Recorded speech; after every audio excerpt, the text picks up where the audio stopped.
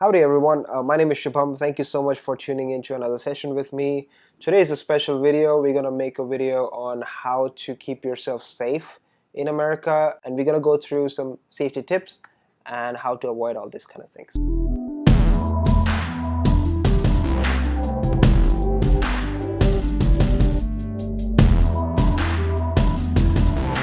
First one is scams. Now, a scam online happens to you through scam emails or Craigslist scam, or someone is trying to sell you a product and you pay for it but you don't get the product. So that's a scam. It happens more common than you think. In America, it happens a lot. So how to avoid all this? A, don't buy used items. B, if you're buying a used item, have a professional or a friend who has an experience in that look into it first.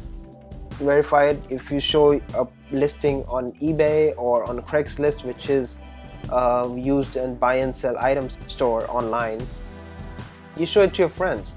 Show it to as many people as you can.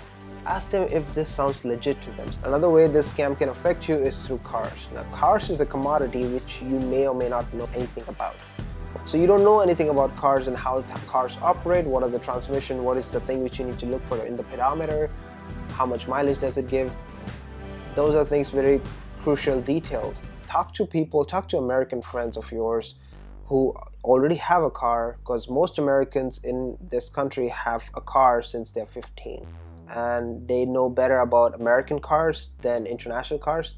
So they can tell you that, okay, this Ford Chrysler or this Ford Mustang is not supposed to cost this low. So they'll explain you certain things which goes into the car payment system or what the actual listing means. So before you buy anything, always consult American people or your friends who are in this country for longer than you have been. They have better perspective, it doesn't hurt, it gives you a better buying judgment, so you can make better decisions. One great website for checking the prices of used cars or motorbikes or any vehicle is Kelley Blue Book. I'll put the link in the description. What it tells you is prices on actual sold car or new car, what it should be in the market. So it'll give you a baseline judgment on like, okay, this car is worth this much, why is this guy selling it for so less? So you can question the seller on the price changes they're doing so you don't get scammed into it. Second of all is visa and assistantship scams. Now, this is a very sensitive topic. What happens in these kind of scams is that there is a phone call which comes to your phone and they are telling you that, hey, you need visa assistance, we'll be able to help you. But you need to put a deposit of $250 or something like that before we proceed, so that we have you booked because you gave a deposit. Now, in America, any paper we file with the government, all the documentations are available on the respective .gov website. So for example, you want to go to USCIS and it will list all the documents you need, everything throughout your immigration on the website, and it will have instructions in different languages so you can be understanding on what each blank means, each sentence means, and you can understand and you can fill it up easily. You don't need assistance filling up forms unless you have a disability. American government makes it much more easier for anybody to file forms or assistantship, visa or green card or citizenship in the country. So whatever happens, you go to the website, main.gov website, and you can take some forms like OPT, CPT forms or F1 visa forms, and you can fill them up and see that, okay, this is how the form looks like. So these scams, be aware of them. Do not give money to people on your phone. Do not give your account information. If you get a social security number, do not give it to everybody. These are private, confidential things. No matter if whatever happens, even if they say that they're from the government, do not give it to them, because the government will never contact you through phone call. They'll always send you a mail asking for certain things, and you can easily see that because they have an insignia or seal of the government, US government. Another thing which happens very common and it's much more visible in America is advertisement. Now, advertisement can be YouTube, can be TV, can be billboards happening everywhere, and they target audiences who are in need. Most advertisement on TV are just selling you stuff which is not up for good quality. And if they are of a great quality, they are not making advertisement. And so these are the things which you need to keep in mind, that whatever you see online or on TV is not always true. You need to read reviews, you need to go to many, even if you open up a Reddit page of it, you'll find reviews of all the products which are listed. And all you have to do is, for example, type in MacBook Pro reviews, and you can make a better judgment call before purchasing any item. Any item which you buy, always read the reviews, because these are honest people who are writing great reviews, even on Amazon, and they don't hide anything in the review section, so they'll be completely honest, and you know what you're buying. Another thing which I tell everybody to install on their phone is Truecaller. Most of you know about this because in Asian countries scams are very common, but if you don't know about it, Truecaller is a phone app which you can make calls on and receive calls on, and it blocks spam phone calls because everything is reported by the user base. So if you get a call and you're talking to someone who you know is a scam, after the end of the call you can rate the person if it is a scam or not a scam. If it is a scam and a lot of people rate that, it is flagged in the system as a scam phone call. So next time when you get a phone call like that, and you will see that around 200 people have marked this phone number as a scam, you can easily cut the phone call. It will tell you in the top description if it is a scam or not. So go ahead and download it. I'll put a link down below so you can download the app. It's a very fantastic app, works great with iOS and Android, so you'll feel to ditch your current phone call app. Another important thing which you face on a day-to-day lifestyle is housing. Now when you sign up for a lease, you sign a contract. In America, a contract is a binding agreement which can be held in the court of law. So that means that if you breach a contract, either you pay the price or the landlord or the person owning the house has the ability to drag you in the court of law, which proves to be bad for your immigration status.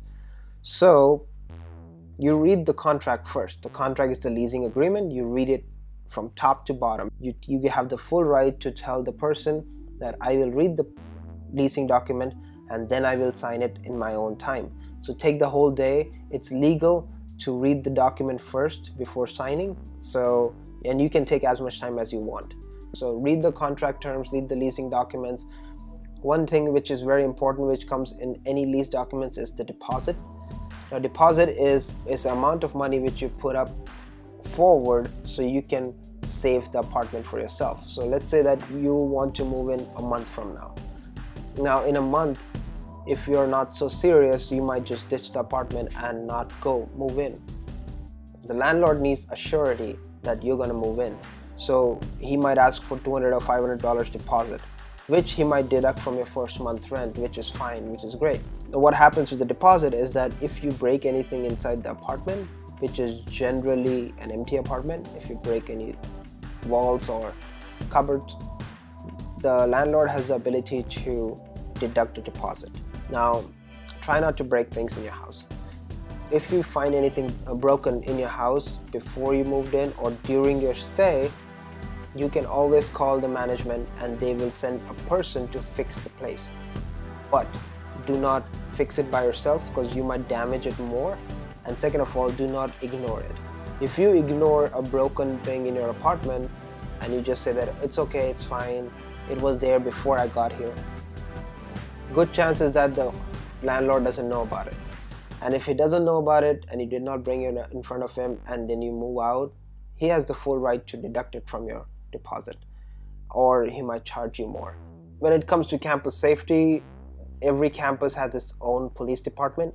Now this police department can be accessed through a specific number, or you can call 911. 911 is the actual number for any police department in the country.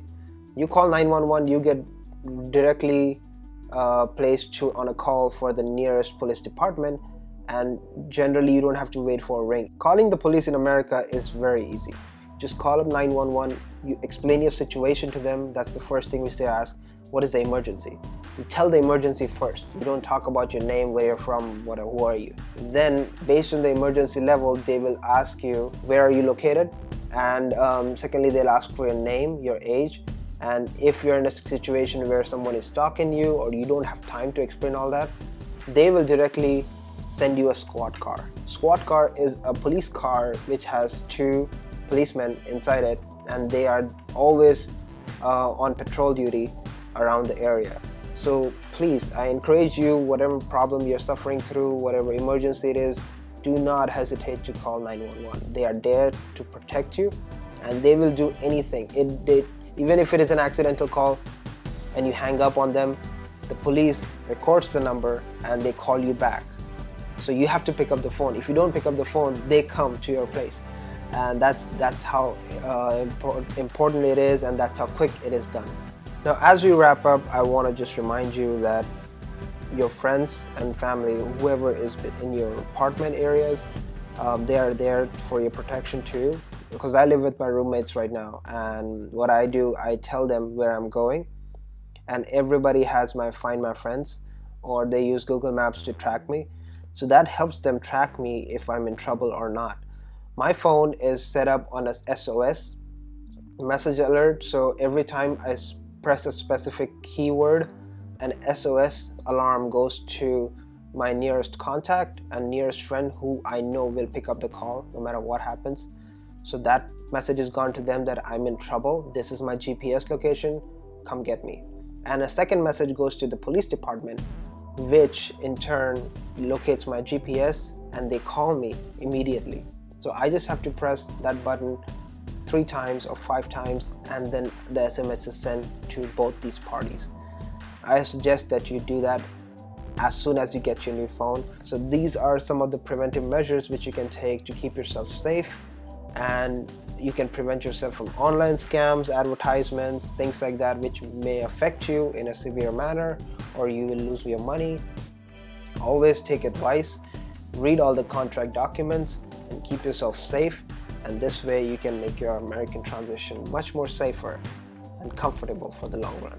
If you like this video, please like and subscribe to our channel. It encourages us to make much more quality videos just for you and for your benefit.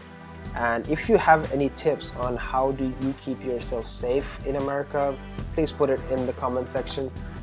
Until next time, take care. Peace.